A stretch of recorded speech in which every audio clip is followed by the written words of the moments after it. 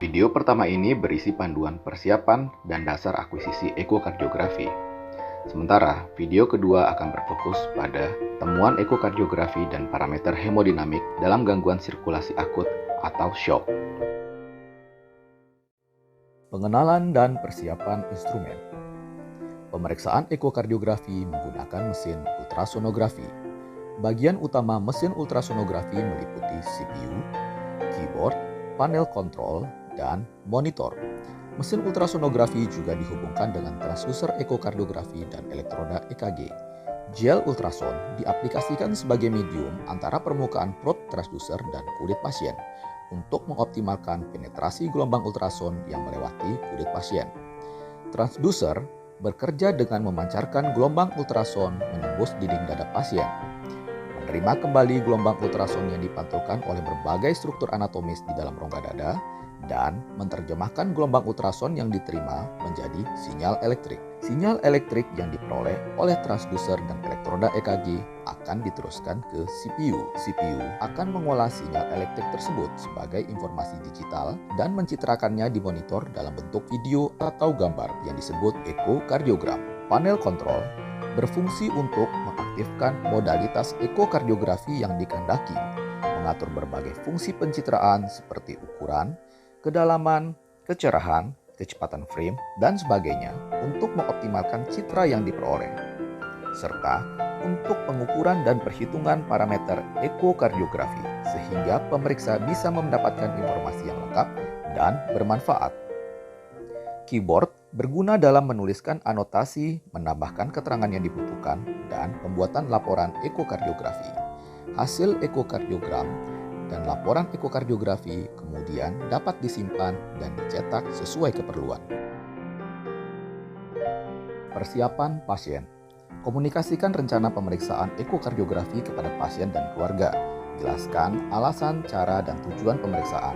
Penting untuk mendengarkan keluhan dan umpan balik dari pasien agar pemeriksaan berjalan lancar. Lakukan pemeriksaan tekanan darah dan laju jantung. Amati pula kondisi klinis yang dapat mengganggu jalannya pemeriksaan. Masukkan data-data dasar pasien di mesin ekokardiografi, meliputi nama, nomor rekam medis, tanggal lahir, jenis kelamin, berat badan, dan tinggi badan. Baringkan pasien pada posisi supinasi. Pemeriksa dapat memposisikan diri di sebelah kanan atau kiri pasien. Pasang elektroda EKG. Aplikasikan gel di permukaan probe transducer atau di kulit pasien. Tampilan ekokardiografi dapat dioptimalkan dengan mengangkat tangan kiri pasien hingga siku mendekati kepala dan tubuh pasien dimiringkan ke arah kiri. Pada bagian kedua ini akan dibahas tentang dasar akuisisi ekokardiografi, meliputi topik-topik berikut. Topik pertama, manuver transducer. Sebelumnya, perlu diketahui bahwa pada transducer terdapat penunjuk arah atau index marker yang membantu pemeriksa untuk mengenali orientasi gambar yang ditampilkan di monitor. Manuver yang pertama adalah translasi atau sliding, yaitu gerakan menggeser transducer di permukaan kulit pasien dari satu lokasi ke lokasi yang lain. Selanjutnya, tilt adalah gerakan memiringkan transducer tanpa merubah arah indeks marker, sehingga didapatkan berbagai tampilan dari bidang penampang yang berbeda. Rotasi adalah gerakan memutar transducer pada sumbunya, sehingga arah indeks marker berubah, tanpa memindahkan transducer dari lokasi awalnya. Angulasi dan rock adalah gerakan kecil untuk mengoptimalkan gambar tanpa mengubah bidang penampang. Angulasi adalah mengubah sudut pengambilan gambar untuk memfokuskan tampilan pada struktur yang dikehendaki. Sedangkan rock adalah menyesuaikan sudut pengambilan gambar sehingga didapatkan tampilan yang ideal di tengah monitor. Orientasi jantung dibentuk oleh 3 aksis, yaitu aksis superior-inferior, aksis anterior-posterior, dan aksis medial-lateral. Setiap pasangan aksis akan memproyeksikan suatu bidang penampang, yaitu bidang long axis, bidang short axis, dan bidang apikal. Gelombang ultrason tidak dapat menembus struktur yang keras seperti jaringan tulang.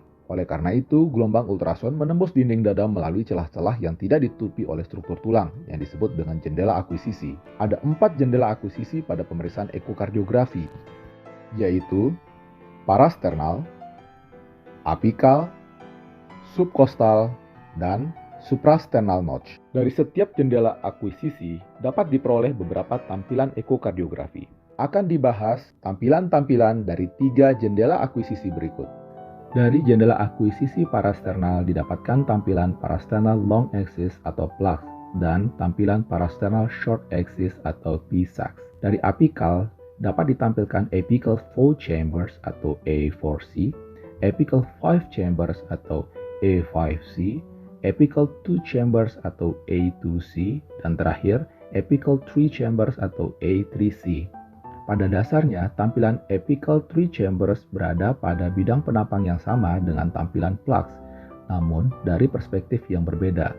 Terakhir, dari subkostal didapatkan tampilan subkostal long axis atau tampilan vena cava inferior atau IVC dan subkostal short axis.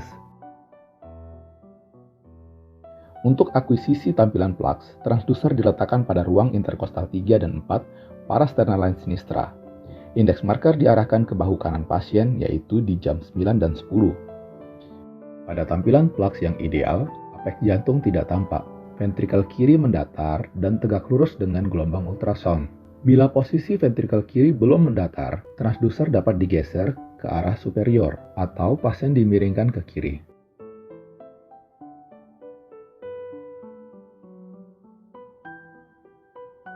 PSAX terdiri dari beberapa tampilan yang diperoleh dari beberapa bidang penampang yang berbeda. Bidang yang pertama adalah setinggi level aorta dan arteri pulmonalis. Dari tampilan ini, tampak aorta pada potongan melintang dan arteri pulmonalis beserta percabangannya. Dengan gerakan tilt ke arah inferior, didapatkan level katup mitral, di mana dapat diamati dinding basal dari ventrikel kiri dan morfologi katup mitral. Selanjutnya adalah tampilan level musculus papillaris yang menampilkan dinding mid dari ventrikel kiri beserta 2 musculus papillaris. Selain itu dapat diamati pula ventrikel kanan dan septum intraventrikular atau IVS. Dan terakhir adalah level apex, di mana kita dapat mengamati dinding apikal dari ventrikel kiri. Untuk mengakuisisi tampilan-tampilan PSAX tersebut, dari posisi tampilan PLAX, rotasikan transducer 90 derajat searah jarum jam. Tampilan PSAX yang pertama tampak adalah pada level katup mitral. Dengan melakukan tilt ke arah inferior, maka akan didapatkan PSAX level musculus papillaris dan selanjutnya PSAX level apex.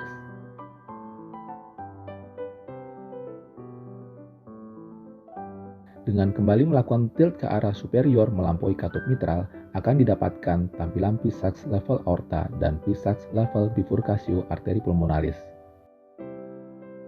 Jendela akuisisi apikal berada dekat punktum maksimum jantung di sekitar garis mid aksila.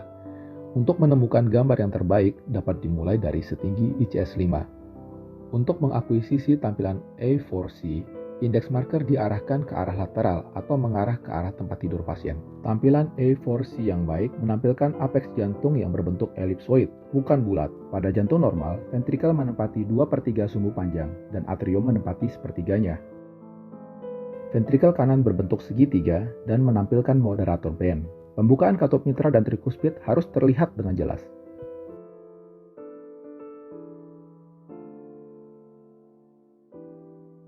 Berangkat dari tampilan A4C, akuisisi tampilan A5C dengan melakukan tilt transducer ke arah anterior, hingga terlihat LVOT, katup aorta, dan aortic root.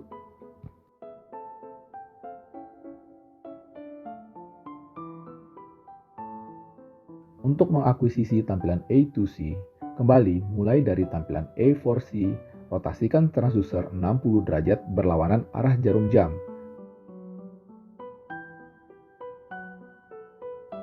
Tampilan A2C hanya memperlihatkan atrium kiri dan ventrikel kiri saja, sementara gambaran jantung kanan sudah tidak tampak lagi.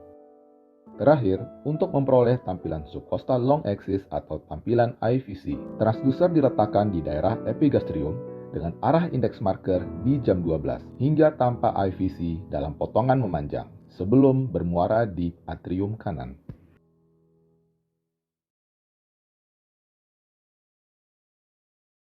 Ekokardiografi memiliki berbagai modalitas yang dapat dimanfaatkan sesuai dengan tujuan pemeriksaan dan informasi yang ingin diperoleh.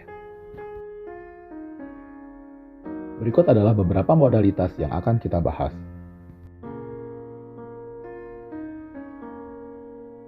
Modalitas yang pertama adalah mode ekokardiografi 2 dimensi. Mode ini menampilkan struktur anatomis jantung dan berbagai struktur di sekitarnya secara real time. Mode ini dapat ditangkap sebagai gambar atau direkam sebagai video. Selanjutnya adalah mode gerakan atau motion mode atau M mode. Pada mode 2 dimensi, dipilih irisan struktur yang hendak dievaluasi. Setelah M mode diaktifkan, akan ditampilkan gerakan dari irisan tersebut dari waktu ke waktu.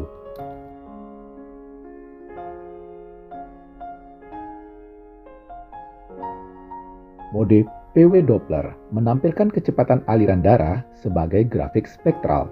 Kecepatan aliran yang diamati oleh PW Doppler hanya terbatas pada daerah tertentu saja, yang disebut sebagai sampel volume. Keterbatasannya adalah tidak dapat mengukur kecepatan yang terlalu tinggi.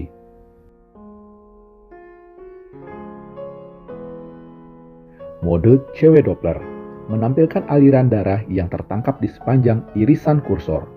Mode ini dapat mengukur aliran yang berkecepatan tinggi, namun keterbatasannya adalah tidak dapat menentukan di mana titik pasti dari kecepatan aliran yang diukur tersebut.